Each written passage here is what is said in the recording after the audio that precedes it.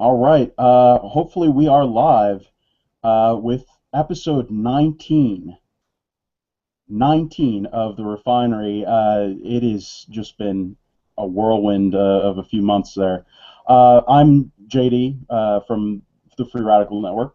I'm joined by Fishy, at Something Fishy from the Free Radical Network, Ryan Bickmore of the Conservative Union, and Corey and Andy Pate of the Party of Choice. We are here to talk about a lot of conservative messaging, a lot of really bad leftist messaging, and hopefully we'll be joined sometime later by Leslie Price, who from the Conservative Union, who is having some laptop difficulties. Before we get into some of the really interesting, fascinating stuff that we have to talk about that's really conservative related, first I want to go and talk about the news of the past 3 hours, and that is that Kay Hagan refused to show up to a debate in North Carolina, which has been a highly contested race. Kay Hagan did not show up. Tom Tillis was allowed to debate a chair in North Carolina tonight. Andy, I know you had some comments on this. Andy, what do you got on North Carolina? Well, I don't know. I was just asking if Tillis won. How did he fare? I mean, I saw I think that he's throwing a chair across the stage and whatever. I didn't even know what that meant until now. No, he wasn't actually literally debating a chair. There's an empty chair there where Kay Hagan was supposed to be, but she wasn't there because I don't know. We do know radio hosts, who've been known for throwing chairs. So it's not out of the realm of possibility, but I think given his situation, he probably refrained. Yeah, no. Thankfully, I think this was just a pure win for Tom Tillis. He got to speak for the entire duration of the debate. Just him. He got to present his side of things, and Kay Hagan's little defense team, her PR guys were on Twitter the whole time trying to live fact check Tom Tillis's comments. It's pretty amazing that this is normally the kind of stuff that happens to us. I mean, this is normally the kind of stuff that happens to Republicans. I mean, this is insane that just the level of incompetence, and you don't show up to a debate and you're trying to win this election in North Carolina. Who knows the effect that that's going to have on this race? But it was a tight race going into this debate, and hopefully it's going to be a little bit better for Tom Tillis coming out of that. I'm sure we'll have more on that in the future. Fisher, what was that? Does anybody know what the polling has been there recently? Tillis has pulled even. Hagan had a solid lead, and it kept shrinking, and Tillis had pulled to even or within 1 point. Wow. Well, and it's interesting that the skipping a debate is a positive tactic that campaign thought Hagan should engage in. Here's an interesting tweet from the Twitchy article from Cam Harris, U.S. When it comes to ways to know your candidate is losing, refusing to debate is up there with distributing flyers with a lynching on it, which also happened this week.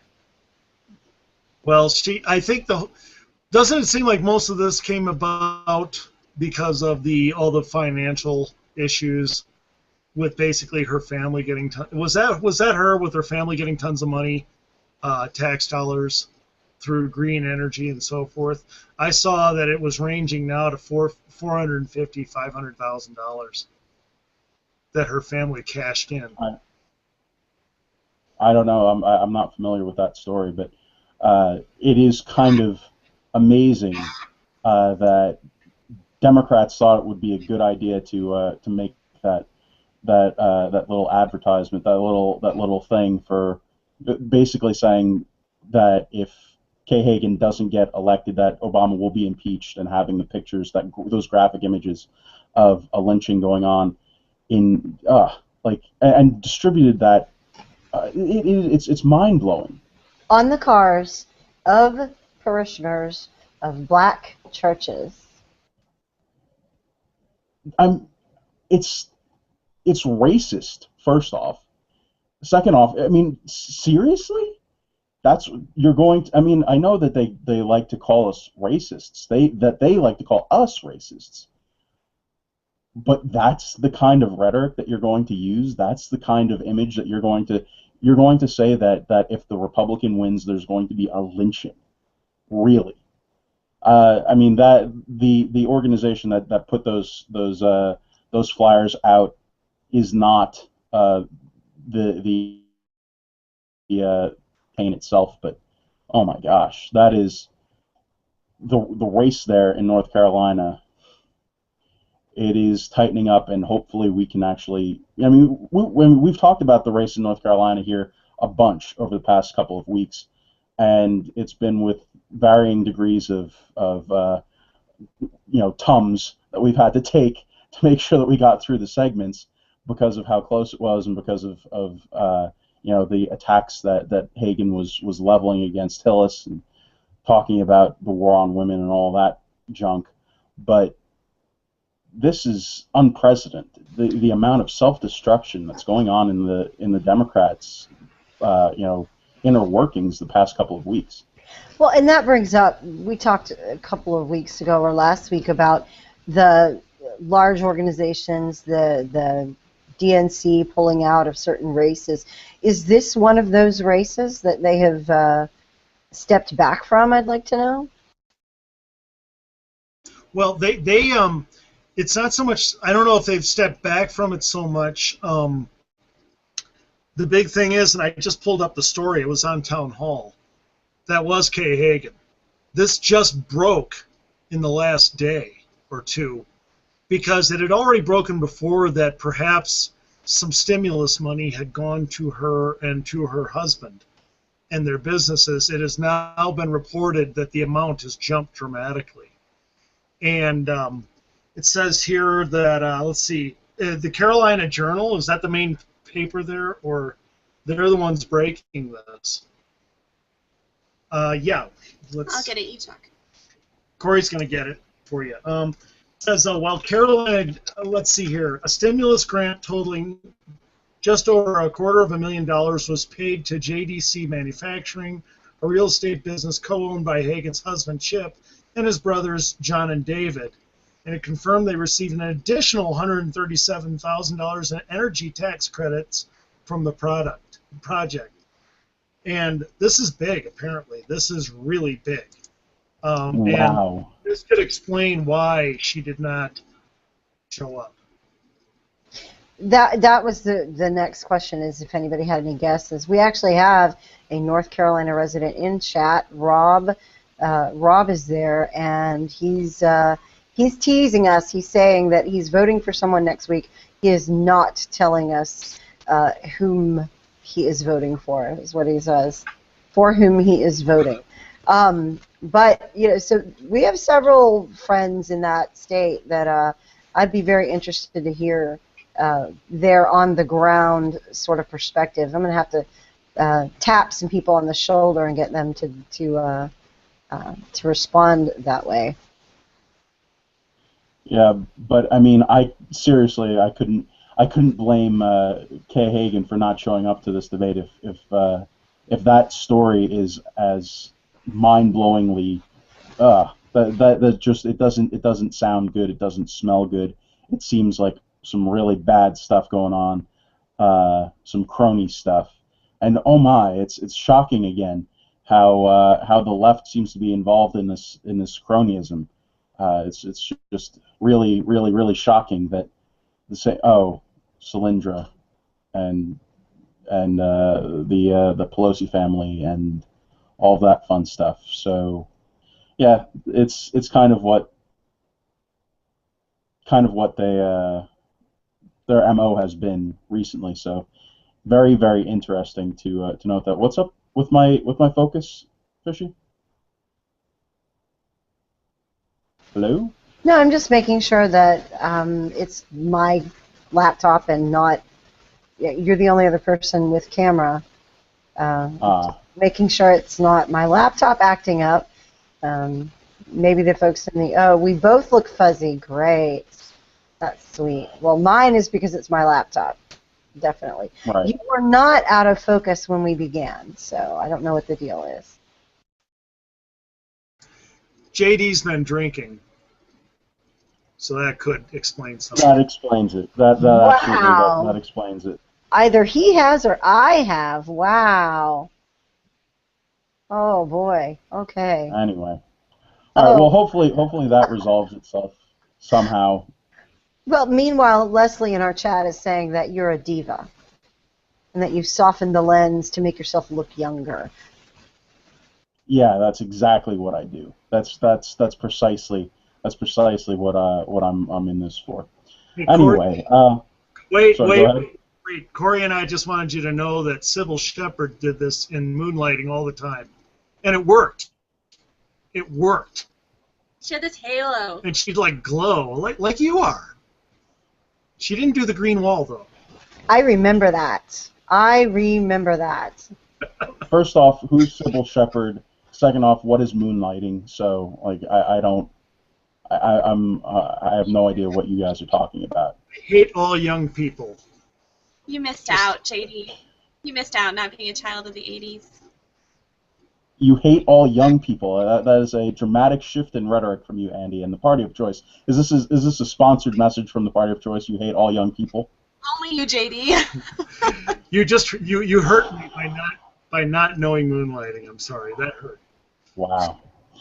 All right. Well, since we're on the topic of the Party of Choice, we should probably shift a little bit from the Kay Hagan fallout to Andy. You wrote a new article. You wrote an article yesterday for thepartyofchoice.com. What was it about? It was about single-issue voters. Recently, Mike Huckabee came out and said that he was willing to leave the Republican Party over gay marriage, and I noted that Ann Coulter had said that she had said the same kind of sentiments regarding amnesty, and what I did is I went through the article, and basically I didn't attack single-issue voters. I actually have a lot of respect for them because they take a look in a country where people don't take a stand, where people always want to be popular and always want to get along and be loved and all this kind of stuff. The single-issue voters take a stand and are willing to absorb all these flaming arrows from people who, all the haters. And they're willing to stand up, and I think it's great that they stand up for their principles. The problem is it's not effective, and it causes a lot of losses.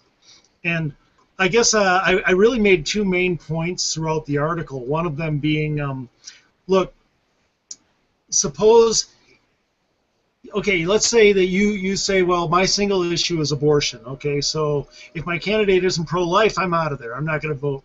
Go. Well, I'm pro-life. I can kind of see, okay. And then the next person says, okay, and if my candidate is soft in any way on amnesty, if they're like Rubio, I'm out of there. Well, okay, I kind of agree, but now you just lost more voters. And now let's say somebody else does it on gun rights, then somebody else does it on non-interventionism, then somebody else on interventionism, then somebody else on marijuana. Here's the problem. Single-issue voting only works if nobody else does it. So if you're using a strategy where if anybody else does it, you're guaranteed to lose. Why would you want that as a strategy? That's not the best way to do it. And so I kind of go into better strategies and how they can actually advance their goals. Single-issue voters can advance their goals much more working with the team rather than trying to stand above it. That's kind of where I go. Well, yeah, I mean, it makes sense that that preaching to a really, really, really tiny audience that already agrees with you probably isn't the best way to expand your, your base group. It's probably not the best way to make sure that more people know about what it is you're talking about and want to help you out in advancing it.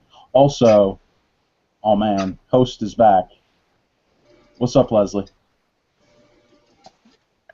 Well, I've been listening to you guys, and I approve so far. You guys do fine without me. You don't need a behavior modification specialist or anything to moderate you or monitor you.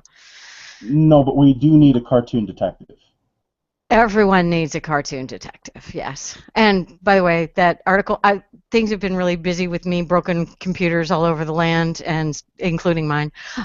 Pretty much all I've had a chance to do in the last few days is read Andy's article, and it's a barn burner. It's most excellent and most awesome. So continue the discussion of this most excellent article. I will mute myself now. Actually, there's a line in here that I just loved, and I wanted to underline it. If we want candidates to defend our single issues, then we must help our candidates by making these stances more popular. And this requires an expanding choir. Sorry, no quick fixes. I love the way you put that. Well, thank you. Yeah, it drives me. Think about it this way. Let's say you're a single issue voter and you tell a bunch of people, you know, if our candidate does not embrace my issue, I'm out of there. Now, if you make that publicly known, who is going to listen to you about your issue? Who are you going to be able to convince about your issue? Nobody. The only people who are going to listen to you are people who agree with you on that issue. Everybody else is going to be offended because you put yourself over them. So now you've guaranteed that you cannot win anybody over to your issue. And what the right has right now, the conservative movement has, is kind of an overlapping of single issue voters who one by one are driving away their audience and shrinking the choir. So they're preaching to shrinking choirs. We blame everybody out there, the media, academia, entertainment, and all this, and for the fact that nobody will listen to us. And yeah, they do a great job of what they're doing. They make it so fewer people listen to us. But maybe we should start looking at ourselves. Because when we say my way or the highway, the only people who are going to listen to me are my ways. People who already agree with me. We shrink our audience. I think, too, if you look at the left, it's exactly the same thing. A collection of mostly single-issue voters. People have their one issue. We just saw that illustrated in the whole, turnout for what video with Little John and Rock the Vote. But what they do is they manage to realize that, in their case, that rising tide lifts all boats, so that eventually it may not be the time for their particular issue to be front and center. They can be working in the background on that, but they're going to lift their brand up by supporting the brand and thereby drag their issue along with it. Absolutely. Absolutely. They know that they work as a team. And as I've always said, the left is united around control, the desire to control people. And they don't care. One group wants to do it through environmentalism. Another one wants to do it through pro-choice movement, making pro-lifers pay for their choices. Another group wants to do it just through unions, controlling people. Another one through education, making it so parents can't choose where their kids learn, and so forth and so on. But they all agree on one thing. They want to control other people, move their money around, redistribute wealth, whatever. And when you're united around a central vision like that, you're willing to wait for your part of it to come along. On our side, we're supposed to be united around individual liberty versus that collective control. And if we unite around it and work together moving forward, then our single issues will win far, far more. But we don't do it. They are more united around control than we are united around liberty. And that's the bottom line. Another thing that I wanted to point out, that you did a really good job of illustrating in the article, is that it's not just people like Huckabee or Ann Coulter. It's also, I self-identify as a small L libertarian, or I have done that for a very long time. Recently, I've decided that I'm going hashtag because it's better for existing in politics. But there are a lot of You cut out there for a libertarians second. that Recently decided you're doing. they're supposed to be. Oh, I'm sorry. That I've recently decided to go hashtag no labels because it's better if you're going to be in. It's not great to have all of the stuff attached to you that libertarian, says. It's just I would much rather be a conservative and let people figure out from knowing me what exactly it is that I stand for. So if you ask me on a single issue basis, I can tell you, but I'd rather just have that conversation instead of letting you sort of assume what my stances are on things because of the title that I have. No, the thing that yes, a political purple penguin. Thank you, Andy. That is exactly what I am. I am a political purple penguin. I'm so ashamed. That is. I am extremely embarrassed. But what I was trying to say is that there are a lot of it's not just the Huckabees, it's not just the social issue conservatives that are doing this. There's a lot of people in the movement that just sort of dig their heels in and say, no, I'm not going to participate because of, you aren't, and not everybody is agreeing with me, so I'm going to take my ball and go home. It is disgusting that's the kind of situation that we find ourselves in. That we have so many of those people here with us, except they're not here with us. They're leaving. They're out. They aren't participating, and we really need them. We need them to help out. We need them to realize that, hey, team player. We need to have some kind of coherence. We need to be able to go out there and win votes, and you do that as a team. You don't do that just as one person. Well, another thing that I just don't understand about the single issue voters, and I mean, like I said, I have great respect for them. I do. I wish they would have a strategy that would help them advance their single issues. That's what I wrote the article about. But they have to understand the problem isn't your compromising leadership like John Boehner or somebody like that. The problem is a society that has drifted fast away from conservative principles. And, for instance, I don't understand. They need to understand you cannot convert more, like I'm pro-life, right? You can't convert more people to be pro-life if you only talk to pro-lifers. And if you are angry and vindictive against people who are not pro-life, that means that you only can preach to the choir and that choir shrinks. I love having pro-choice people in the conservative movement. They broaden my choir. They bring me more people to listen to what I have to say about being pro-life. It's like I said in the article, I hate green energy. I do. I hate it with a passion. And yet there are green environmentalist type Republicans who bring other people, and they get to listen, and that broadens my audience for my gospel of oil and gas and fossil fuels, because I basically want to burn up the earth. And I enjoy doing that. But I mean, it's just, on all these issues, if you only have people, first of all, why do we want a party where everybody agrees with us? And then we say we're the party of individuals. Does that reconcile? Does anybody else see the problem there? It seems really ironic to me because it makes perfect sense. We claim to be the party of choice and freedom and liberty, and if we are focused on choice, freedom, liberty, and small government, that then permits us all to disagree with one another without it being a problem, because the government isn't forcing my views on you and isn't forcing your views on me. So the fact that we disagree is perfectly fine in our idealized government.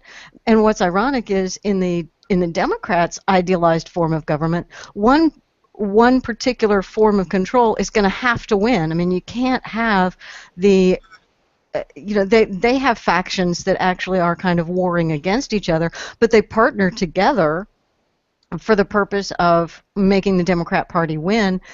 And then, once they win and are all in control, then at some point, either the blacks or the women are going to have to win because they can't both be equally privileged minorities, But they don't fight that out right now. They don't fight it out. They won't fight it out until they have reached the top.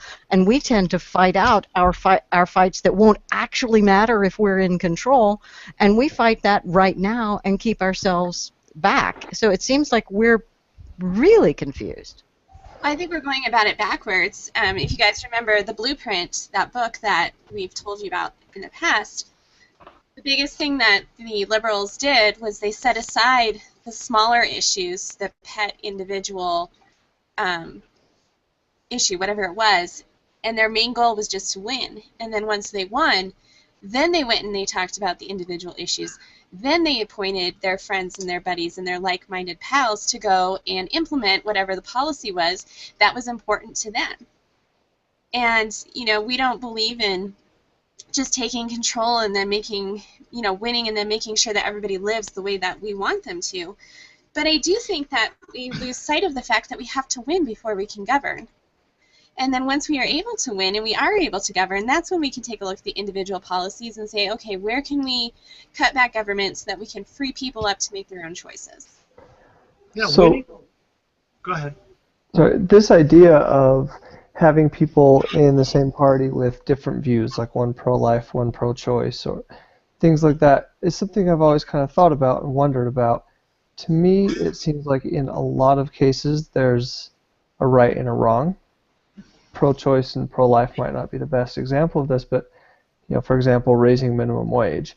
It seems weird to me that every study shows that minimum wage, when it's raised, hurts the people at the bottom of the economic ladder, the people that it's supposed to help. So if I support raising minimum wage, I'm wrong, and I should fall in line with the people who are right. Does that kind of make sense? Like, I like Andy's logic of being able to talk to people and being able to practice telling about your beliefs and hopefully convince some of them that you're right. But on a lot of issues, it seems I've always kind of thought that there's a right and a wrong, and so yeah, if you're part of our party, then you should be thinking this. Yeah. Does that make sense? Of course it does, but here's the thing. You're just talking about right and wrong in principle. There's also right and wrong in strategy. Okay, obviously raising the minimum wage is a terrible thing. Why on earth, in a country where the labor participation rate is the lowest in 36 years, would we want to make it more expensive to hire people? Yeah, it's ludicrous. But we cannot send our candidates out there and demand that they toe the line for all our conservative ideals when we have done nothing to move the needle of public opinion on those positions. For instance, minimum wage. Oh yeah, you won't get a majority of people in public who want it to be $15, $20. But you will always find a majority who want it raised. Why? Because of our candidate? No, because of us. We haven't won people over. And so for a candidate to come out and say, I want to eliminate the minimum wage, would be non-strategic. It's unfortunate, but it would be non-strategic. It would ruin them. And then all the other issues that are important to us, we now have a Democrat in office who will kill us on all of those issues. So you may have Republicans who will say, no, I'm not going to come out against the minimum wage because we haven't moved the needle on that. And in that case, they're right. It's self-defeating. We need to move the needle first, and then you can talk about, dealing with the minimum wage. I hate to say that, but it's reality. Changing public opinion first, that's the horse. Changing governance, that's the cart. We've got to put the horse in front of the cart. And we've been trying to force it the other way around, quite honestly, just because we're angry at how the country is going. Yeah, and anger is not a strategy. It's a motivator. It's not a strategy.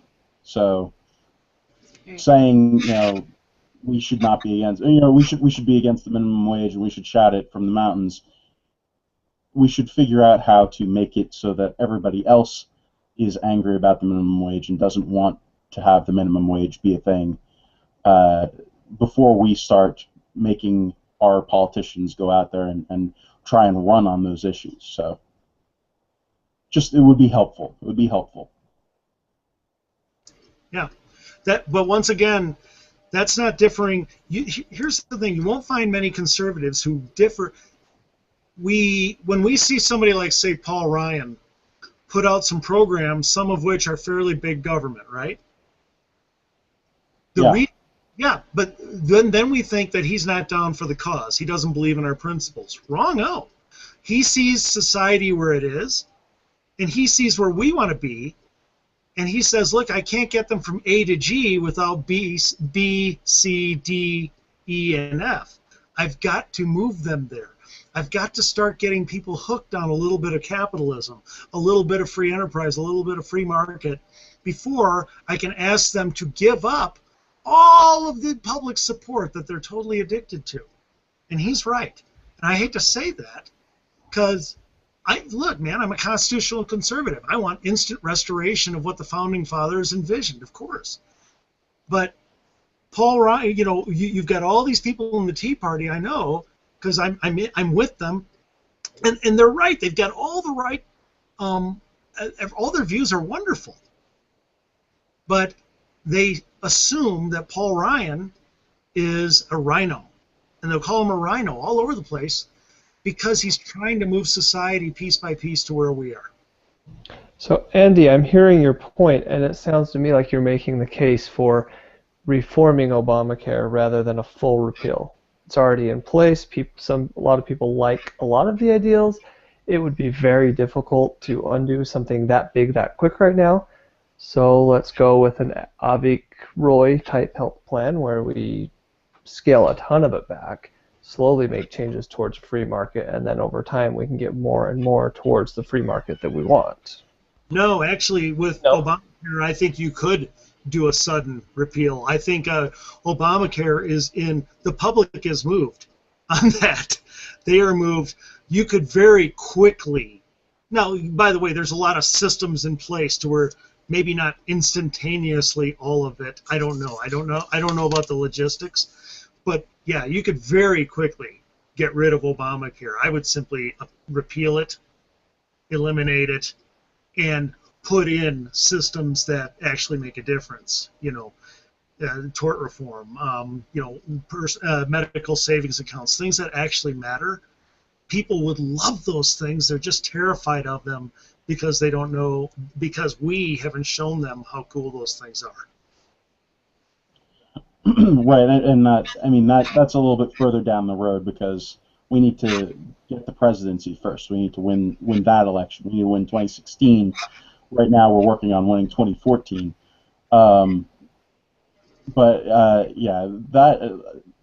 It's also not something that it's a one-size-fits-all deal with each issue. I mean, with minimum wage, as Andy said, the issue is not, we haven't created a favorable ground to fight on that issue yet. But with Obamacare, we have somewhat created that we really didn't do it as much as the left did it. They created favorable ground by putting together a really, really horrible piece of legislation that people don't like. So, it's just depending upon the issue. There are battles that we can fight. There are hills that we should die on. But it's an issue by issue thing, and it shouldn't just be automatically this person is out because he thinks one way on an issue. Yeah, when it comes to something like the minimum wage, I don't attack it and say let's get rid of it. No. I got to move people first. So instead, what I do is I turn away from the policy and I turn to the people, and I say, okay, guys, let me. And I love this. I love saying this to Democrats and putting them in this position. Okay, I look at them and I say, okay, guys, if you got somebody who's got $10-20 million, somebody who's really rich, and you want them to build a business here in America that makes lots of jobs, we all want that. Right now, they can go to all kinds of other countries and have way cheaper labor, EPA costs, regulatory costs. They can actually fire a bad employee without 20 lawsuits. They can go anywhere, all kinds of different countries, and make way more money if they don't build the job here. So here's my question. What are you guys offering these people to build here? How are you going to compete?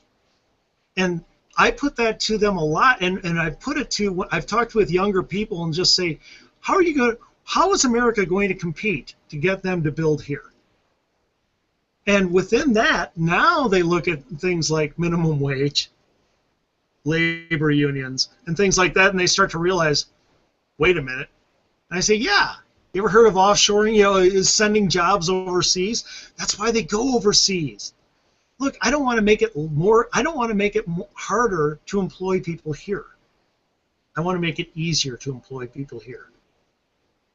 So, but I start by putting it to them. I put them in the position of competing for business rather than in the position of assuming the business is there. Now, what can we get out of it? Change their perspective, and then let them come to that conclusion with you, and they'll come to it pretty quickly. And that is why we love having you on here, Andy. It's a nice trap to set up and spring on people. Yeah, the only comeback I've heard on that is, and it's kind of funny, they'll say, we have a much more educated workforce. To which I say, well, first of all the latest, that's no longer true. I don't even think we're ranked in the top 25 anymore. We might be. We're way down in the teens at least. But more importantly, who's paying for all the schools? Who's paying for that educated workforce? It's the rich. They're the ones overwhelmingly paying the money. So they could go to any country and pay for lots of schools and an educated workforce. If you're going to force them to pay for it, they can go anywhere and do that. All right? So you haven't provided that for them. They paid for it. Well, we have roads and bridges. Yeah, they paid for those too. Look, what are you willing to do to compete to get them to build here and not over there? With that, I'm done. Sorry. Sorry to go over that territory again. But I really love watching them squirm because they do. You should see them on the blogs. They just squirm. They get really angry because they're so used to just saying, these people are rich, what can we get out of them? They don't deserve that much.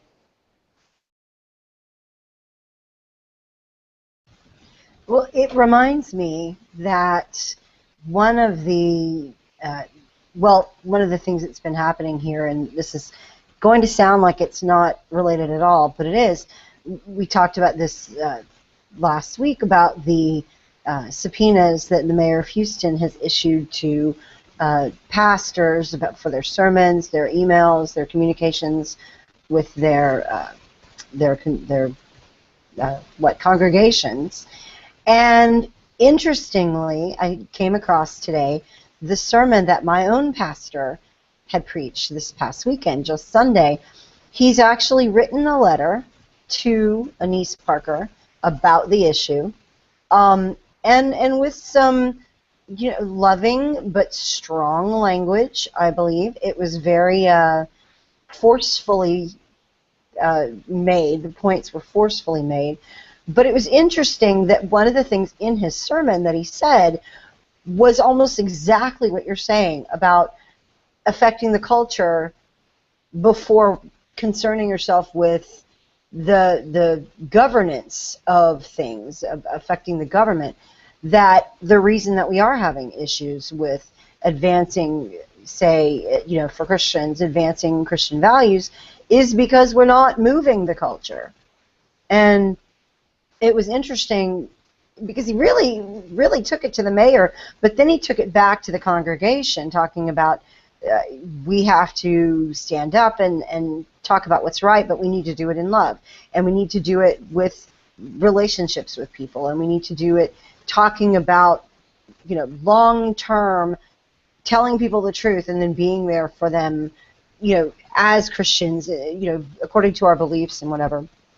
that we owe it to people to tell them the truth.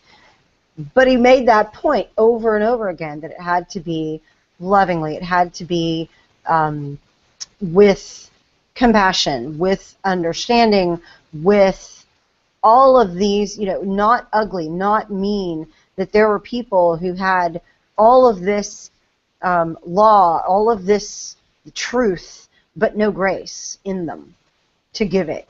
And that it was one of the things that kept people away from hearing things that they would need to hear.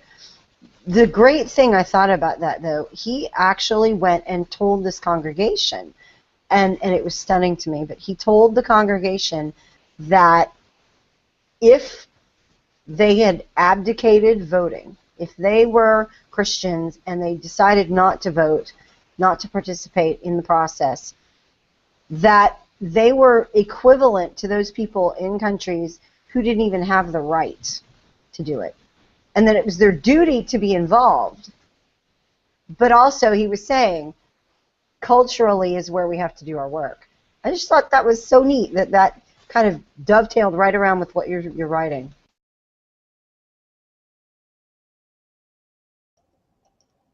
I think that is that's basically the biggest problem in the conservative movement, period. I mean, being able to convey all of our opinions in that way, I can't really speak to the religious aspect of it. I know Andy and Corey were doing that in the chat. I thought that was an interesting path to go down, but we really do need to. We talk about winning the culture. We talk about messaging. We talk about all of that stuff. It's really important that we do that. It's really important that we have these conversations with people who are not political. It's really important, because otherwise we are just going to be this tiny little group that doesn't get anything done. Well, I think it's interesting that only about 50% of American Christians are even registered to vote. And I've never understood that. I just looked it up, I just Googled it, and it said it was about 50%. And my family we were Christians, of course, and we were raised to take a very strong interest in our country and in our heritage. So for me, it's just kind of mind-boggling. I don't understand why so many Christians are not even registered to vote. They won't get involved, but then they sit on the sidelines and they complain about their culture going down the tubes. Sometimes I'm just at a loss on that one. I don't even know what to say. Well, I mean, there is a difference between politically, getting stuff accomplished politically and culturally, what's going on. But that is a shocking number to me. 50% is not. You know what that tells me? That the people who say that the Christians shouldn't be involved in the worldly issues or in the governance, those people that take that stance, that they shouldn't be involved in governance issues, that they're doing neither. They're neither moving the cultural needle nor engaging politically. Right, exactly. They don't, and I don't know if it's that they're afraid to have those conversations or if they feel ill-prepared to have those conversations. I'm not really sure where. I don't know. Well, okay, I'll give you this. There are plenty of places culturally that we are right now that would make a Christian making a decision in the ballot box uncomfortable no matter what happens. I get that. And I think that's what a lot of people are facing. They're looking at two bad options and they're not seeing a good option in some cases. Or they know something about this candidate that's to their detriment, and then they know something about the other candidate's stance that's to their detriment, and they just don't feel as though there is a righteous answer there. And it feels like you're not able to do the right thing. Now, I don't approach the ballot box that way, and maybe I should. I mean, maybe that's a flaw in myself, but I'm always looking at that continuum. Am I getting closer to what I want? Am I getting closer to freedom? Am I getting closer to someone who will defend my liberties religious speech, everything, gun rights, all of that? Or am I getting further away from that? And if I'm not participating, I don't even get to say which way we're moving. But it just seems to me, religiously, I look at it like, the faithful servant, the good steward of their talents. Okay, you've been given a vote to be a steward of, and we can't look at God and say, I'm angry at you because you were a bad, unfair boss, and you gave me these lousy candidates to choose from, and so I decided to go and bury my vote in a libertarian candidate or something like that, somebody who can't win in this election. Either not vote or do it on a third or fourth party. And the idea of your vote is you are supposed to make the greatest impact for good with it. And I always hear these people say, lesser of two evils. I refuse to vote for the lesser of two evils anymore. I look at them and I say, good, vote for the greater of two goods. All right? You probably hold about 100 different views in politics. If you look at all the issues, let's say there are 100 views you feel strongly on, and the Democrats only going to agree with you on like 7 of them. And the Republicans going to agree with you, even a lousy Republican's going to agree with you on probably 65 of them. All right? So you get to advance with your vote, good and faithful steward, you get to advance 65 good issues with that vote. What a fantastic thing. Think about it. And there are countries all over the world where you have no vote at all. You can't vote. Okay? It's imposed upon you. Here you've been put in a country where you have a vote. You are to be a good and faithful steward of that vote, and you can advance 65 out of 100 of your issues. And it's probably a lot more than 65. That's fantastic. That's wonderful. The glass is much more than half full. That is a really good way to put it. Vote for the greater of two goods. That's a good one. Every time you open your mouth, Andy, it's a good thing. It helps us out. I think that with that, we should probably move on to. I'm not sure, Fishy. Are you good on this? You think we can move on to? Yeah. All right, I want to preface this with the comment that I don't listen to a lot of Rush Limbaugh. I don't. And I really don't want to say anything bad about. I mean, I always hate saying anything that even remotely comes up as being not pro Rush Limbaugh, but that's only because there's just this thing where he's Rush. He's this huge figure on the right, and we don't want to hurt him in any way, shape, or form because he's our own guy. I don't want to be doing friendly fire here, but I read this yes on Mediaite today, and it just really depressed me. And then I went and just to do due diligence, I went through and I read the rest of the transcript of the exchange that occurred between Rush and a caller of his, who basically said that he didn't think that Rush was doing enough to get the Republicans to win. He's saying that Rush has failed his job of motivating the base, and that it's a terrible thing. And what is Rush? What are you doing to get votes out? And then he even asked, what is a guy from East Michigan, a Republican in East Michigan, to do? What is he supposed to do to help win an election? And Rush gives this bogus answer, deflecting the whole question, and goes on later in the hour to say that Rush is just he himself is just an entertainer, that it's just some guy on the radio. That's all he is. I'm just a guy on the radio. and he's blaming me. This caller's blaming me for not having a conservative, for not motivating Republican voters. I don't know. It rubbed me the wrong way, and I really want to know what you guys think. Is Rush Limbaugh and to in a broader picture, are radio hosts in general, are they supposed to be conservative talk radio hosts? Are they activists, or are they just entertainers? What is their role? What is it that they're supposed to do? I mean, is it just to be entertaining? I think that they have a I'm broad asking enough. that to you guys.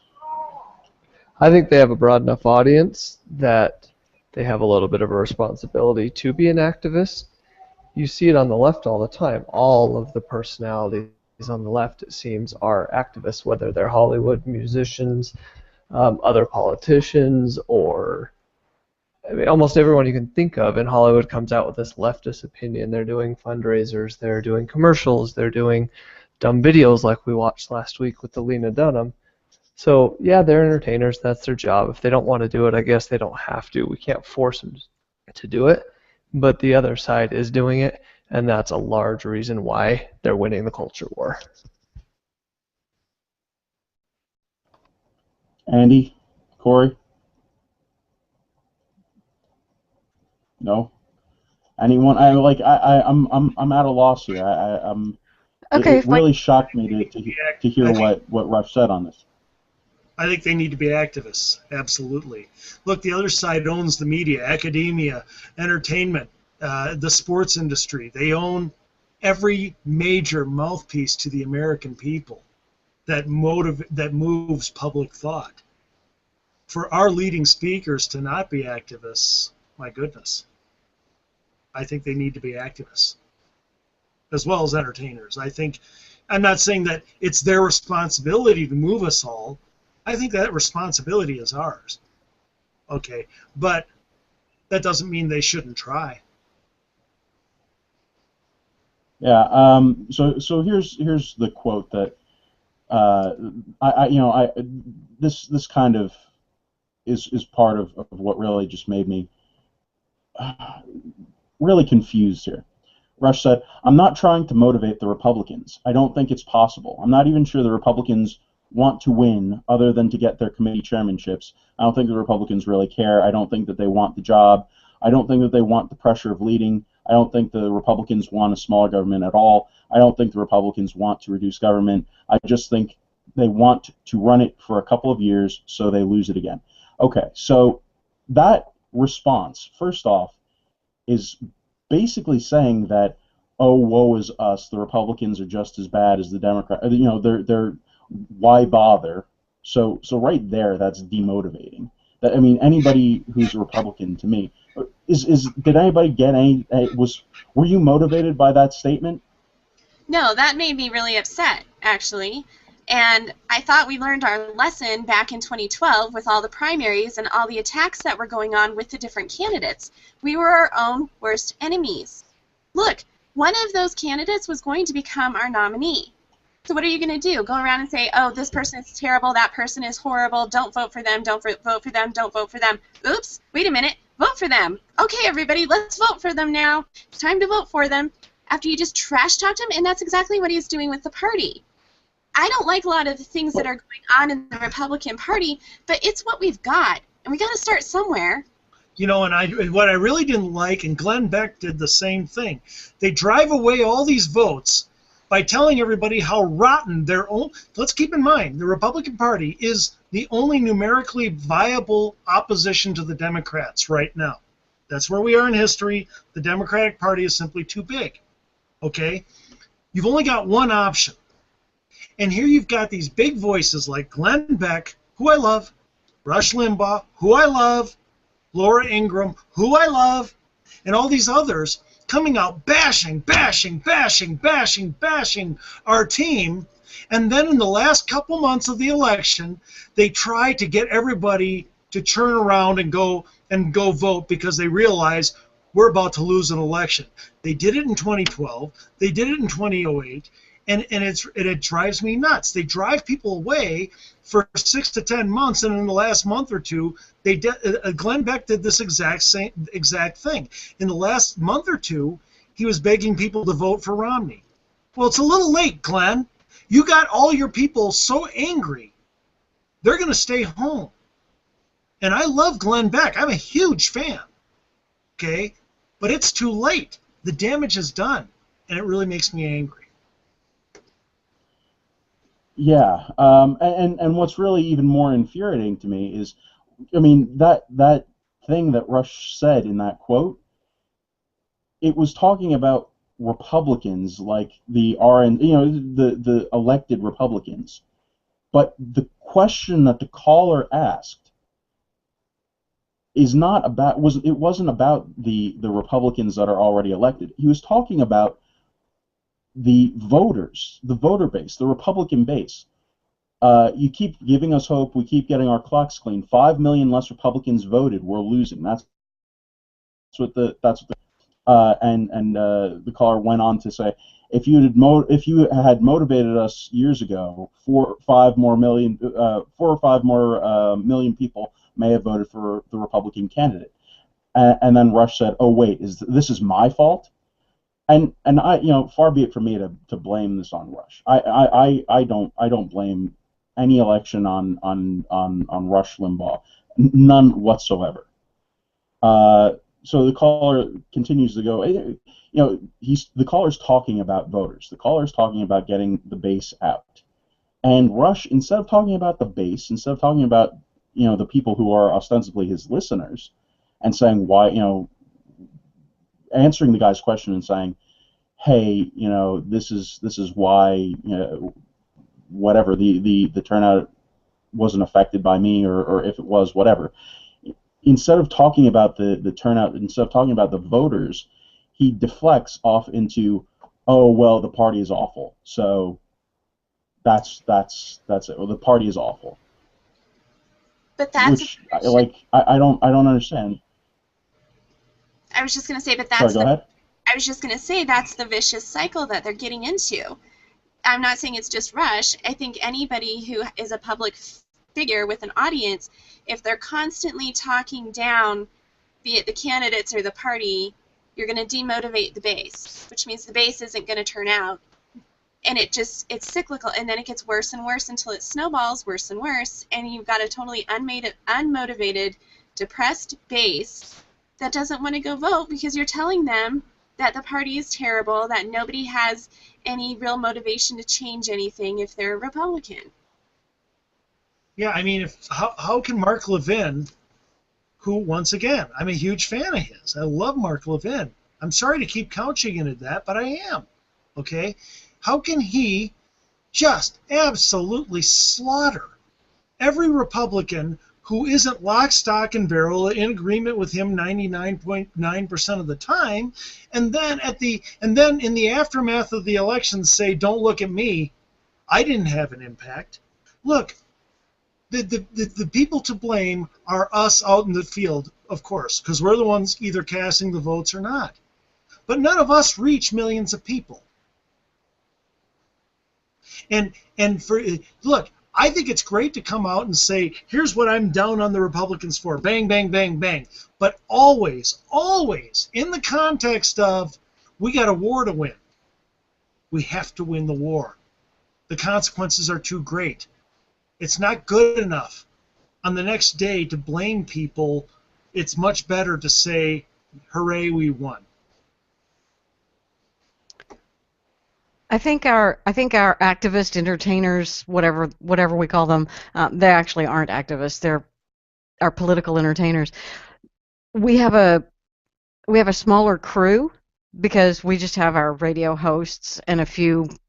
Well, it's radio hosts and the one TV channel, whereas the other side has hundreds and thousands of activist political entertainers. So we put more into and expect more out of each one of our guys, and they have such a huge audience. It's an opportunity that they're missing.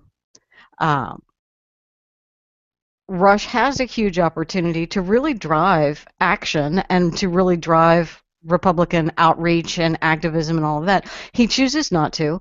And the caller today was asking him why.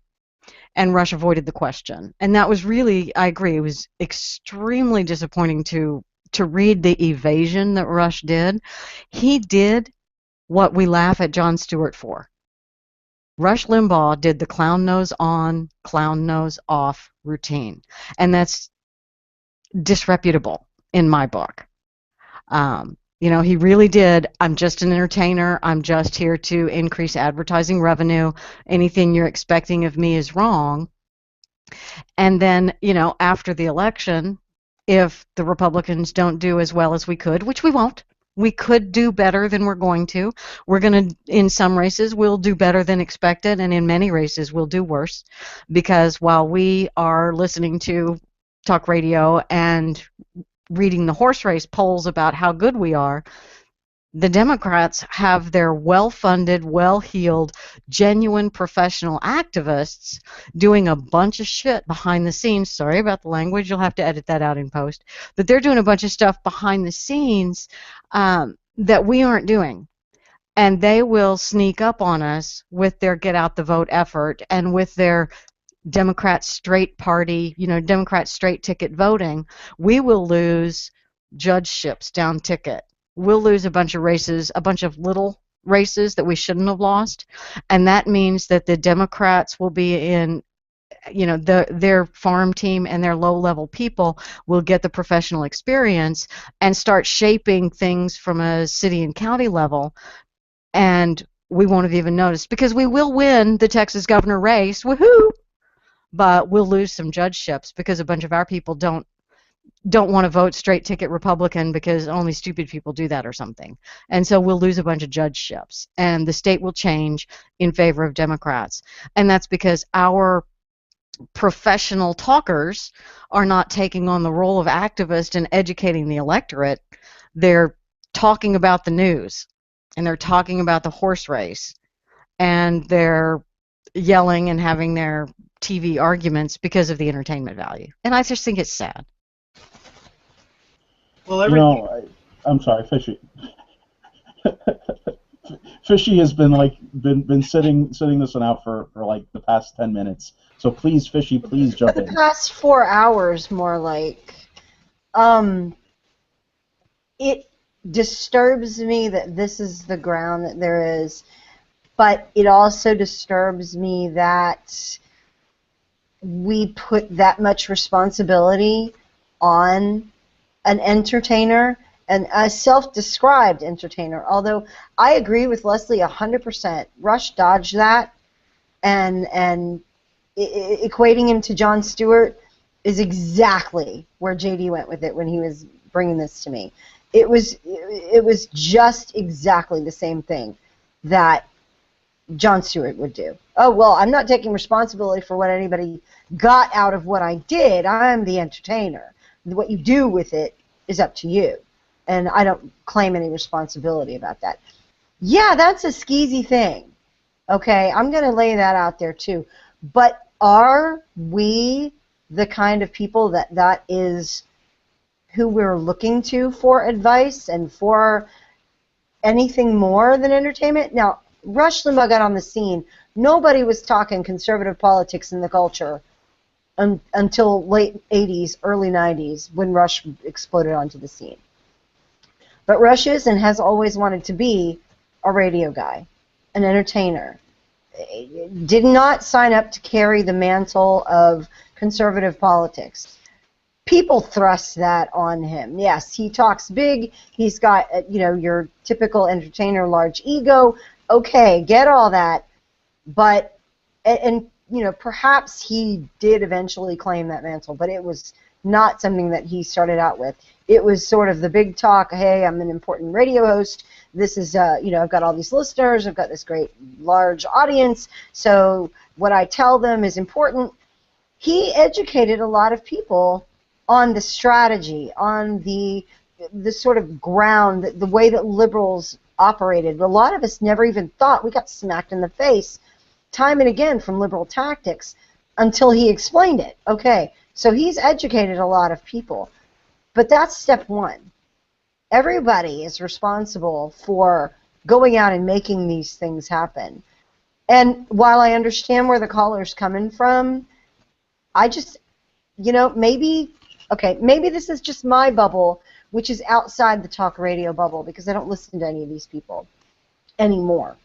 I did, I don't now.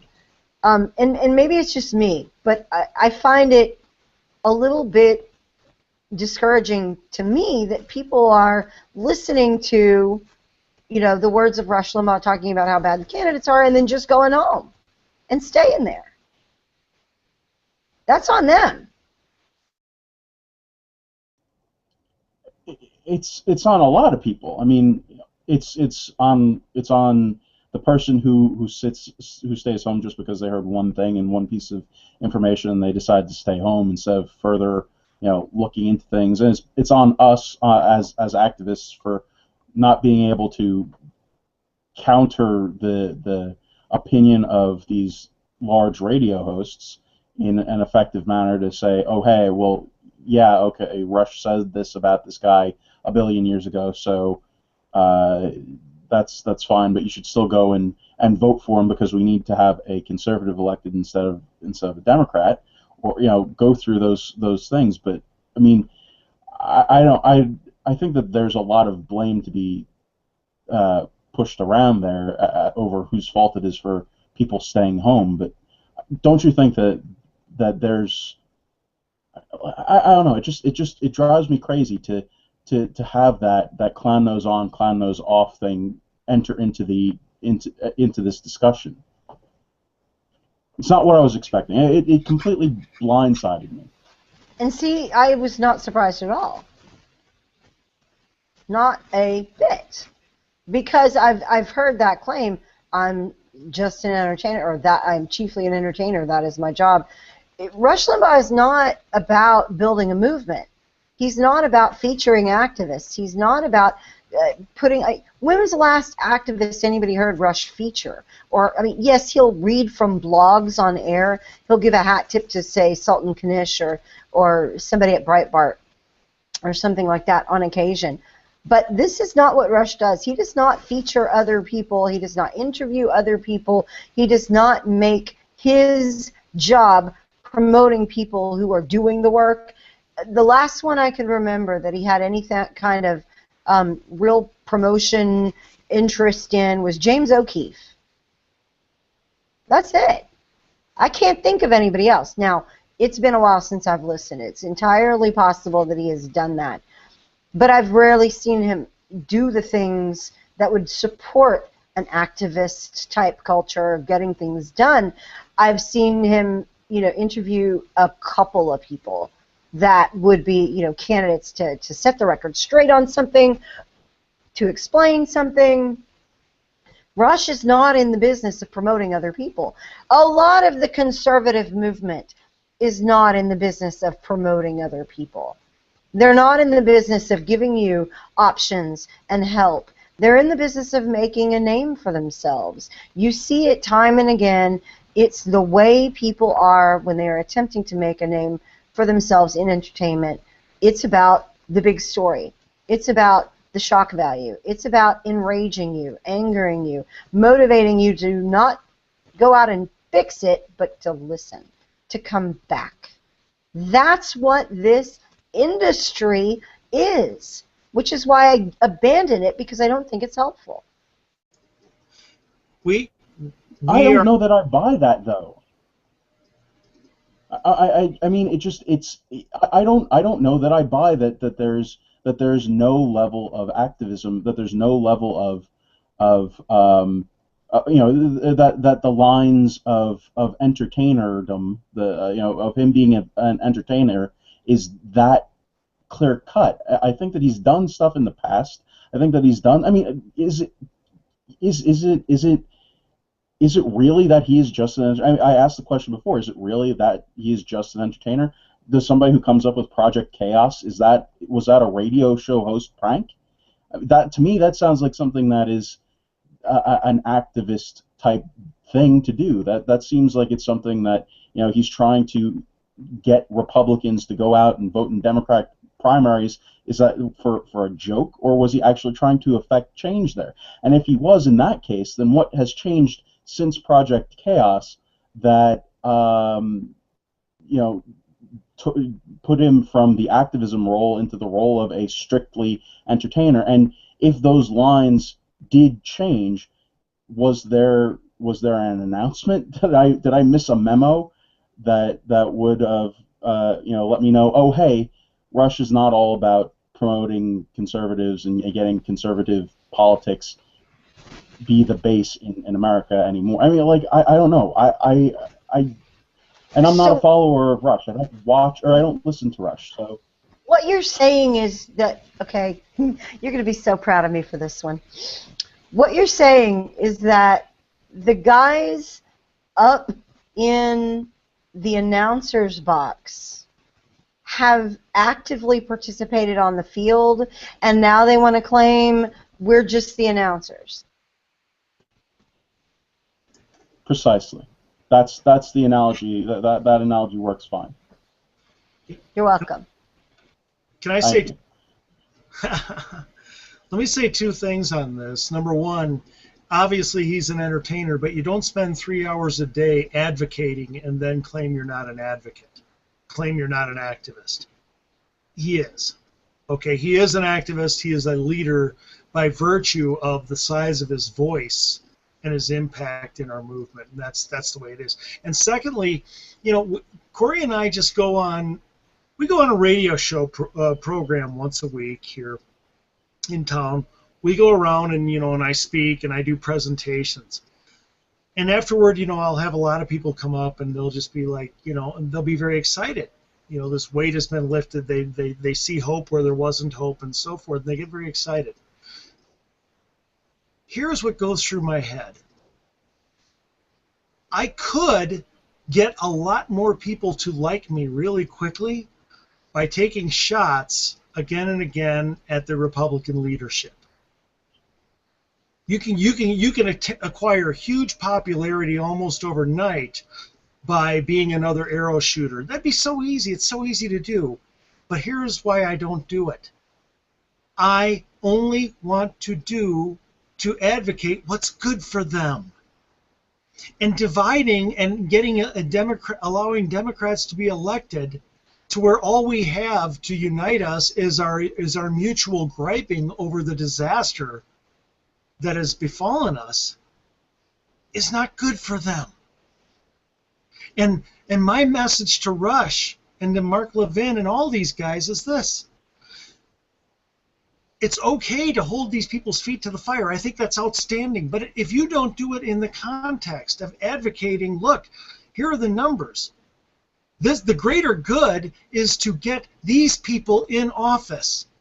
Not some of them, not the few that you really like, all of them.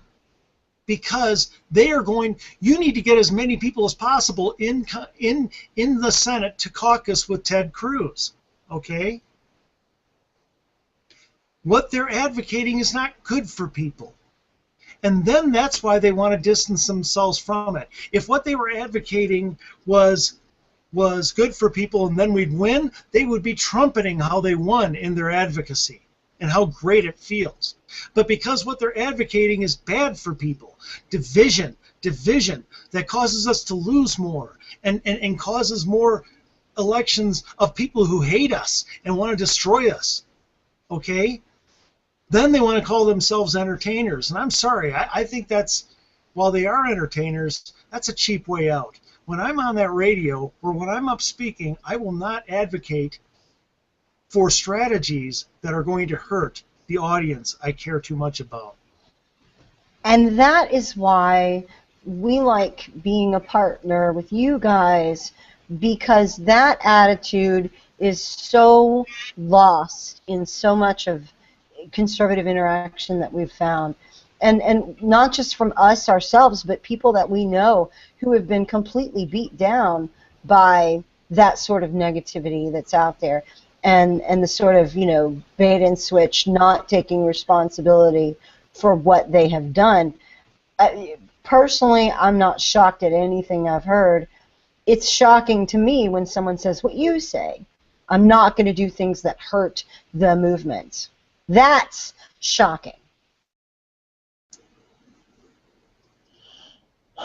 Yeah, it is. It's just based on the averages, based on what we've heard from, you know, so many of these voices out there. I want to address what Rob has put into the chat. He went into the transcript and got some quotes from what Rush said. I can't control the Republican Party. I'm not the Republican Party. I don't have a thing to do with the Republican Party policy-wise. Nothing.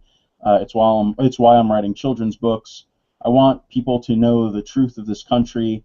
They're being lied to about it every day in the media. They're being dispirited. My objective is to create the largest informed participating bloc of citizens possible, voting citizens in a responsible way. I don't think that his previous comments, his comments to Ted, I don't think that they jive with getting a participatory voting group. Yeah, he It seems just to it have doesn't it contradicted doesn't make himself. sense to me. It, it, Yeah. It's like he's, to use these sportsing analogies that Fishy started with, and everyone needs to appreciate the fact that the two non-sportsing people are talking sportsing stuff. I don't know that I don't know that it's so much that Rush goes from the broadcast booth to the field, but he's going from the broadcast booth to the coaching sidelines. We want him to be our coach. We look at him and Beck and Levin as our coaches because we don't have any other coaches. They're the only choice we've got. So we kind of look to them as, well, can you be a coach? Are you my mother? But and they will accept that job. They accept the position of being the coach of the conservative movement. But then when things get a little icky, or they haven't succeeded, or somebody asks them a question they don't really have an answer to, that's when they say, oh, I'm just in the broadcast booth and I don't really, I'm just an entertainer. But then they'll go back down to the sidelines when it suits them, like Rush just said. So they're moving between the two jobs, and that's fine. It's what works for them, and a lot of people enjoy that and appreciate it. But we do need to recognize that that's what happens, and not always look at them as if they're coaches, because frequently they're going to decide, oh, you know what, this team's going to lose the game, so I'll just go up into the broadcast booth and comment on it because they're going to lose, and I'll still look good as a commentator rather than, I don't want to be the losing coach, so I'll go up and be a commentator. Yeah, but he set up a straw man there by saying, I don't control the conservative movement. Rush, nobody said you did. We say you influence. Help us. Help us, man. Help us. And the question is, no one says you control us. That's a straw man argument. We say you influence us. And the question is, will you influence us toward our own good, toward the benefit of America, or will you influence us toward the division that brings about Democrat victory and the destruction of America? No one says you control us, but you better take responsibility for the influence that you wield. Two things. Rush Limbaugh got enough money. Rush Limbaugh ain't really long-term worried about what happens to this country for his own sake. Okay? He's cool. He's got enough socked away. Dude is going to be fine. He will find a place to land. When things go to crap, the rich are always in a better position to navigate that, which is why those of us on the ground are dealing with those things from the, oh God, I don't have any place to go. I'd better fix where I got now because I'm not mobile like the rich people are. Okay, he's earned that. I don't begrudge him that at all. But long term, he is not going to suffer the consequences of stuff happening. And he's even said, when Democrats are in power or out of power, he still has a job, and he gets that he is always going to have a job doing what he's doing, because commenting on what's going on, whether Democrats are in power or out of power, there's a living in it, and he's got it. But the other thing that has desperately annoyed me is that many people on the conservative side, on the right, will take the words of someone, and I'm not even pointing at Rush here, just any of these people with a bigger name, and listen to them and take what they say as though it's more important than any other voices that are out there, when you have people that have far smaller audiences, far smaller reach, who are doing things better and doing them better, that are things that are better for people, but they can't get the audience. These people wield power, but they're listened to as though that number of subscribers or that number of listeners makes them more important based on what they're saying, instead of just based on the fact that a lot of people are listening and they're influential. That annoys me.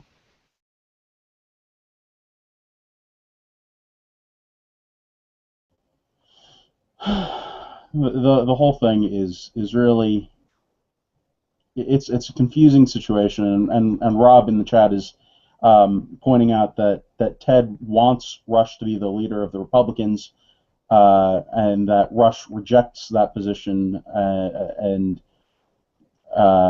you know, that's the basis of this. I don't think that I don't think it has anything to do with Rush being the leader of the Republican Party. And by the way, I just want to point out that while we're on the topic of conservative radio talk show hosts, the big ones, doesn't Mark Levin call himself the leader? I mean, not of the Republican Party, but there is some part of the identity of a radio show host, conservative talk radio show host, at least to me, I think that is the thought leader for a group of people. So I don't know. It's really disheartening to me to see this sort of stuff. Say that oh, the Republicans are just in it so that they can get elected and then lose again. I don't know. The whole thing rubbed me the wrong way. Maybe I have the wrong take on this, but it's just. But you're also a person who can cling to loyalty to a team even when performance is down, and that is not a value. Look at me with the sportsing. That is not a value that a lot of people have. That's cruel. But You can identify. I can. But here's my question. Why,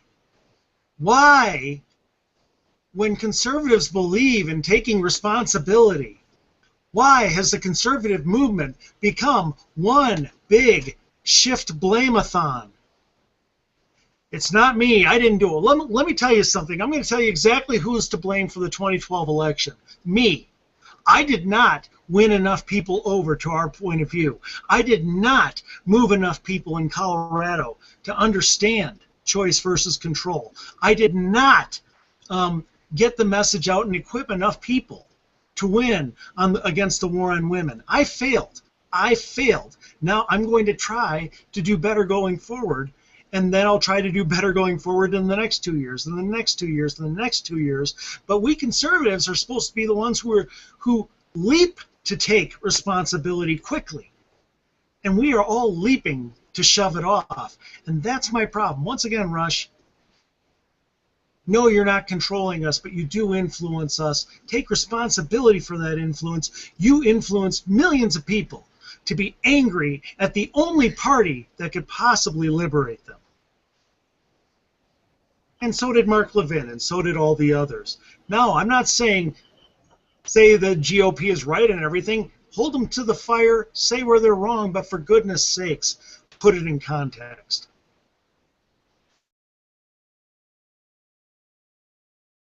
Yeah. Well, sorry. I'm sorry I'm sorry that we had to discuss this, but it was something that was really, it was on my mind, and it was really, I think it was just that sort of Jon Stewart analogy, because that was the first thing that popped into my head when I saw that entertainer comment.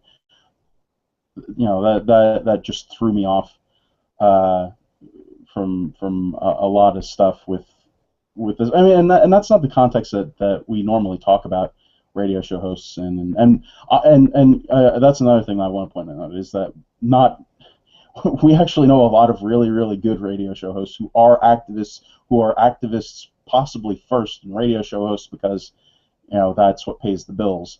And maybe that's my problem too. Maybe my problem is just that I'm too used to the Tony Katz's and the Larry O'Connors and the Dana Lash's. Maybe those are the people that give me this sort of, that's what we should be having. That's what Rush should be doing. He should be acting like these guys. He should be acting, like the people that I have grown up in the conservative movement with over the past few years. And when I see just instead of activating the base, instead of motivating, being out there, going on Tony Katz, he gets called out and does a ton of tours, like going across the country and speaking to local groups. Maybe that's it. Because Rush doesn't do that as far as I'm aware. He doesn't go out and talk to groups. Dana Lash does that. Larry O'Connor does that. These guys who I know and who I trust and who I listen to, who are my thought leaders, they get crap done. They do stuff. They motivate the base. They get people out. They get people like me to go and volunteer for candidates. That's what they do. And when I hear Rush get asked by a caller, what can I do in West Michigan? And instead of saying, you know what, Ted, you can go and you can make calls for a candidate, you can go and join your local party, you can do something that, and try and make your local party more conservative, try and make it better. Instead of doing something like that, he just says, nah, dog, it's not on you. It's the crappy Republicans who are crappy, who only want to win elections so they can lose them. It was a huge missed opportunity. A huge dichotomy. Just a huge missed opportunity for Rush. The guy set him up with a great question. What can I do? And exactly 2 weeks before Election Day, I heard Rush when I was driving to the early voting booth. I heard Rush saying this while I was on my way to go vote. And that was Rush's opportunity. It was a beautiful setup, almost like a paid shill for Rush to have taken that opportunity and said, look, guys, I know that not every Republican who is currently going to be on the ballot is great, but they're all better than the other guy. And if you don't vote for them, the other guy wins and the other guy does bad things, and these guys are actually the better of the two goods. Like Andy says, and you need to do that. And when our guys win, then if we make our guys win, then we have the authority to tell them what to do. If we're making our guys lose, why are our guys ever going to listen to us about how to be better Republicans? We have to make them win to earn the right to influence what they do. And Rush missed that opportunity and instead went off on a demoralizing Republicans are bad kind of rant. And that's going to depress turnout 2 weeks prior to the election. It was highly irresponsible. He may think he's just an entertainer, but he has a responsibility to his audience. Here's the final thing that really gets me about it. So often, we are conservatives in search of a solution, and we should be. And too often, what we get is the outrage of the day. Too often, what we get is, oh, look at this stupid thing the Obama administration did today. Okay, I get it. There's any number of things that they've done. I mean, Remy just did a great video hitting all these scandals, one after the other. I can't even count how many he covered in 2 minutes. And it was brilliant because it was culturally relevant, and it was done not to point and laugh, but to educate people, and also to do a little mockery, which takes them down a peg, okay? But when you talk about actual solutions, I'm so over the rants. I'm so over the outrage of the day because I know how bad it is. You know how bad it is. Everybody in my circle knows how bad it is. Why do you have to keep having that drummed into your head? The thing that we need is, what are we going to do about it? And there are any number of answers to that. And of course, the party of choice is very good about coming up with practical things people can do. JD is actually out there doing practical things himself. But enough with just telling me how bad it is. Tell me how I can fix it, or get out of my face. That's where I am. And with this problem with Rush, I guess the fix is to support Larry O'Connor and Tony Katz and Dana Lash and people like them, because they're actually doing the combined job, the job that I think really is important and that needs to be done, instead of just being the bluster, also being the physical, the force on the ground, the get people motivated, get people understanding what they need to do and how they need to talk to people and what should be done. People who are actually going out there on the circuits. That's the only solution. So if you get a chance, be sure to check out all of their shows, because it's at least it's accomplishing something that's not demoralizing utterly to see this come across. And that was another thing, is that the Mediaite story and the comments for the Mediaite story, the jeering, the sort of ha-ha that's going on there from the left, it's like, yeah, it was a frustrating read, and frustrating that it happened. So we should probably move on. I know Ryan wanted to get to something. He's not here with us right now, so let me take a quick look back at this. Oh yeah, the Chris Christie thing. We should probably talk about that real quick.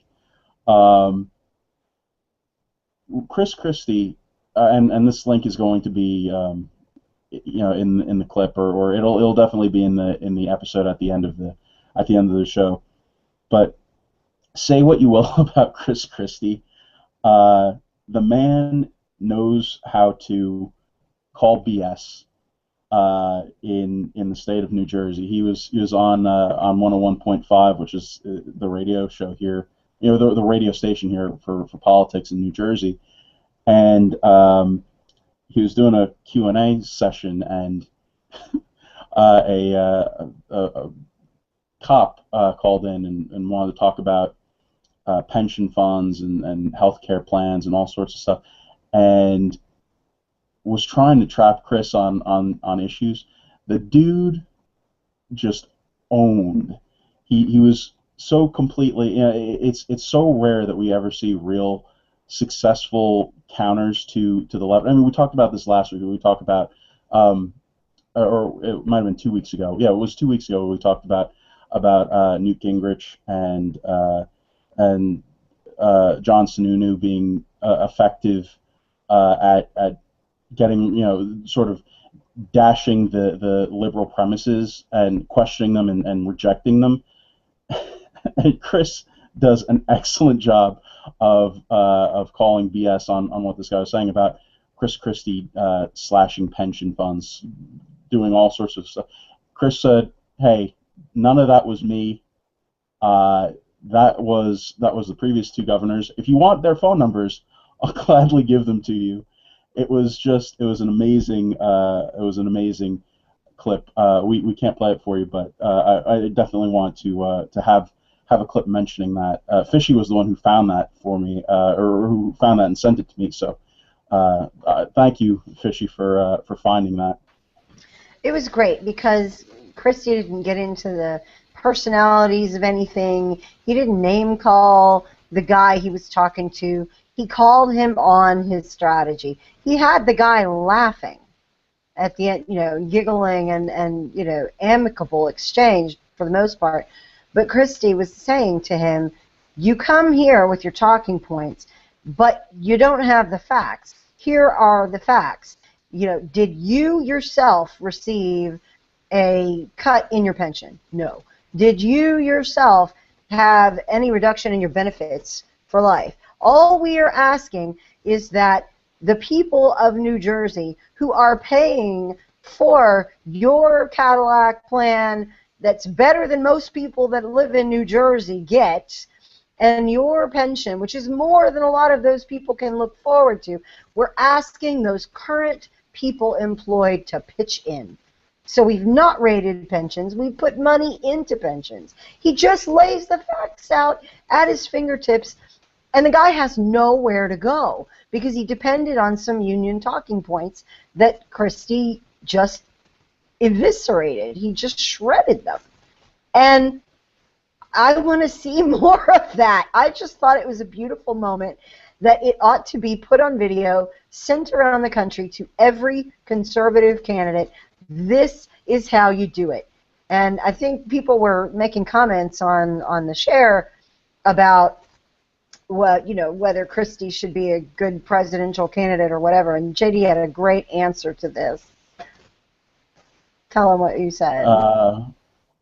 Yeah, he's a great Republican for New Jersey. Hopefully, we can keep him here in New Jersey. Yes, I would prefer we have Chris here and keep him for a long time. However, he is term limited, so that's. But the great thing is, that's a little bit annoying. Looking at these candidates that we're going to be dealing with, and like Corey said, instead of tearing them all apart and then coming together at the last minute and saying, "Oh, vote for this guy I told you was a complete heel, he's a complete douche," whatever. Instead of that, we should begin maybe looking at our candidates as though they all have talents and skills that make up a greater whole, and that they should be cross-training each other, teaching each other how to do what they're strong at. Yes, yes, I am totally a rhino. I know. It was either a rhino you were going for or a unicorn. I couldn't tell which, so I went with It's rhino. Same thing. Same Holding up the basic. L for loser, and I was confused, but.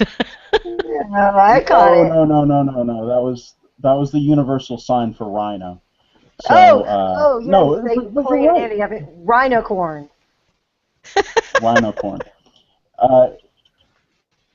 It's really crazy that we don't do that. I mean, that's. Well, we It's tend to funny that you say that. I mean, we go tend to ahead. want to roll every non-stupid Republican. We tend to want to roll them all the way up to president. It's like any GOPer who doesn't exhibit quivering fear of a interviewer on the news, every Republican who isn't terrified to be seen as racist, every Republican who questions the premise of a stupid argument and responds forcefully and with confidence and facts and information. We're like, oh my God, he should be president. Oh my God. Well, Hero no. go round. Hero Exactly. go round. Exactly. President is not the ultimate be all because we don't want a king. I don't want a lord and protector. If somebody is a really good governor of New Jersey, let's keep him there and let's have him create some more good Republicans in New Jersey. And let's have him broaden the reach of the Republican Party in his area because he's right for where he is. Not everybody who is a really good representative for a small congressional district is up to the task of being a president because being a representative for a particular district is not those aren't really comparable skills that transfer over to being the executive of a humongous branch of the government.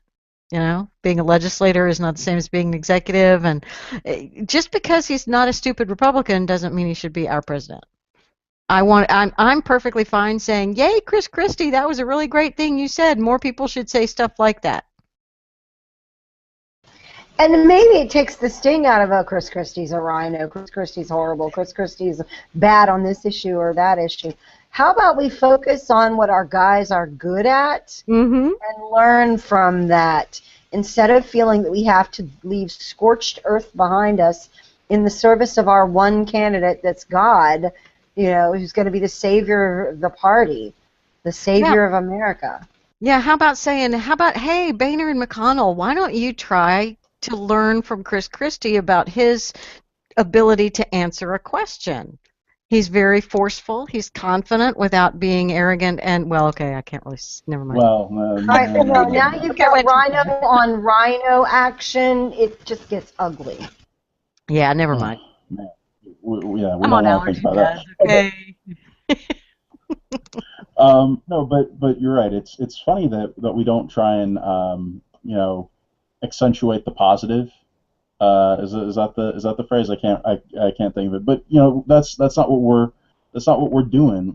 We are so incredibly focused on single policy issues, like, oh God, Rand Paul is a rhino because he's not wanting to put on war paint and drop in himself and go Rambo on Syria, like, I don't know, or any number of other Republicans that are awful. We talked about Paul Ryan, who is a terrible, awful rhino because he wants to be an incrementalist and get us to an endpoint that is desirable through steps that make sense to people that are not just not only the extremely politically participatory, the people who are paying so much attention, who are into it as much as we are, stuff that makes common sense, that gets more people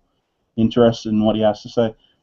Instead of doing that, instead of calling them rhinos, maybe we could just get them all together and say, oh, hey, you guys do this good, we do this good, so let's focus on that. Let's see if we can learn something from each other. But maybe that's wishful thinking. I'm going for the hat trick. You mean they should play like they're on a team in different positions? So I'm going for the hat trick. You mean that we should play a team on different positions? So that's like five sports analogies for Fishy. I think she wins. Is hat trick is a sportsing thing? I don't understand. No, hat trick is a sportsing thing. It's a hockey thing. Is hockey a sport? I'm sorry, I'm from Texas. Yeah, we don't really do that. Well, technically, I should be more of a hockey fan since the Devils were really good for a long time, but I don't know anything about hockey. But they don't wear hats in hockey. Yes, they do. They wear helmets and hats. But the helmet's not a hat. There's a time and a place for this discussion. Now is not that time or that place. I'm just enjoying the fact that I scored so many times. Episode 19, the sports episode. Well, yeah, it makes perfect sense. Now I lost my train of thought. I was going to say something there about us working together on a team. No, that's what it was. It was that is an apt analogy. I just wanted to continue on that idea that yeah, there are different positions that each player on the team has, and we were talking before about Rush Limbaugh and Mark Levin and their roles on a team, and we talked about the role of a legislator versus the role of a governor. Yeah, we should kind of remember that everybody has a position to play. That's what the division of labor is about. Yeah, but that's no way to build a nationwide radio show. You can't talk about we all have a role, and everybody's useful, and you see this person can reach these people, that one can reach those people, and these different perspectives broadens our party and all this kind. Everybody wants a broad tent that agrees with them on everything. I just don't get it. I'm sorry. A cheering section, really. Yes. Yeah. And I would like to note that while we're on the topic, I don't think I have the same problem with Bill O'Reilly, because I don't remember Bill O'Reilly being an activist in any way, shape, or form, nor have I ever heard him answer a question like this. So I haven't run into this situation with Bill O'Reilly. I think those are the two. Like when you think of conservative voices, those are the two that I think predominantly. Those are the people. When you ask an uninformed voter, who are the biggest conservative voices, who are the biggest Republican voices, they'll say probably. I mean, in the top three, I would assume that you'd get somebody say Bill O'Reilly, somebody say Rush Limbaugh, somebody say maybe Mitt Romney. So, maybe that's another thing to think about. So O'Reilly's been yeah. shocking, by the way, lately. He is. See, I've always been very disappointed in O'Reilly ever since his unbelievable cream puff love-in interview with Obama that first time, which I just wanted. I was injecting myself with all kinds of poisons, but Corey wouldn't let me die. But ever since then, and recently he has been strong. He has been tearing into the Obama administration on their dishonesty. He shocked me. So I just wanted to throw that out there. And for one, it's just been good to see. A little off Well, I'm topic. glad. I'm glad because I don't really watch too much of Bill O'Reilly, but I hear him more incidentally because he's on in the house generally. But what I was basically saying is that I don't think of Bill O'Reilly as an activist anywhere near as much as I think that No. Rush portrays himself as an activist. But that that's something that's neither here nor there at this point in the show. I really wish Ryan was back, but he's not. Um, Yeah, all I know of what he wanted to talk about was there was an article by Dan Bongino, and yes. that's all I know about the article is that it was an article by Dan Bongino. He's the former Secret Service officer who is a candidate for office, and he's pretty active on Google Plus, posting a bunch of stuff on there. But what he's posting about is that he is himself walking around neighborhoods and meeting people and converting people to our cause. He's the kind of real, street level politician that we need more of. Yeah, and I read the post that I'm sorry, Fishy, go ahead. No, I was just going to read from it. I have it up. This is a great part of it. He's talking about what the Democrats are doing with the war on women and how it's a very shallow argument that doesn't really go anywhere. And he's saying, my wife, my daughters, you haven't answered what you're doing about these problems that they're facing over and above this so-called war on women. But what he says here is just, I thought was beautiful. I understand that there are some issues which may divide us. I also understand that some people on my page here may choose my opponent based on substantive policy disagreements. That's okay. But what is not okay is my opponent playing silly games while the American economy slowly strangles to death through taxation and excessive regulation. I just thought he hit that right in the forehead when he was going for that one. Just the hammer right where it needed to be. Talking about it's okay to disagree with me. That is cool. But when you're playing games and misinforming the public, that's not cool. And it's wrong, and I'm calling you out on it. Especially since your record on all these things that are hugely substantive and matter to everyone, your record sucks. That's huge. That goes back to what we were talking about with Chris Christie. I mean, that is exactly what we need. That's the kind of attitude. That's the kind of correct approach to the subject that we need to continue to do. The rejecting the fact that that these guys aren't telling the truth. Rejecting that stuff. It's okay that you disagree with us on the issues, but at least be truthful with what it is that you're saying. So I mean that's a really good way to address that subject. Well, and it's interesting. I don't even know who's running against Dan. I mean, practically everybody in the country can identify Wendy Davis now based on how miserably that campaign is going. But typically the press you see around Republicans is they screwed up this way or that way. I'm seeing a lot of Democrat candidates keep a low profile this time around. I thought that was interesting.